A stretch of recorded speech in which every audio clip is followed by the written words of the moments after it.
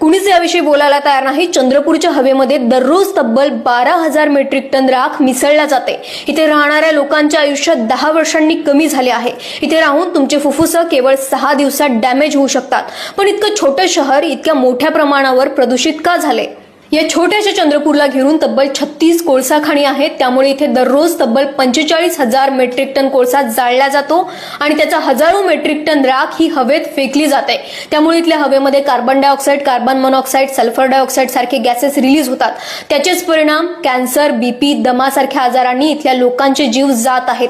बरं, मग इतकं सहन करून चंद्रपूरकरांना वीज कमी दरात मिळते का? नाही। सरकार त्यांच्या आरोग्यासाठी मेडिकल फंड्स पुरवते का? नाही। मग इथल्या कंपनीज जॉब देताना लोकल्सना प्रिफर करत असेल? नाही। आपल्याला मिळणाऱ्या इलेक्ट्रिसिटीसाठी चंद्रपूरकर सफर करत आहेत आणि त्या बदल्यात त्यांना कॅन्सर आणि दमाशिवाय काहीच मिळत नाही। अशा न्यूज तुम्हाला कोणी सांगो वा न सांगो, मी नेहमी सांगणार, त्यामुळे फॉलो नक्की करा।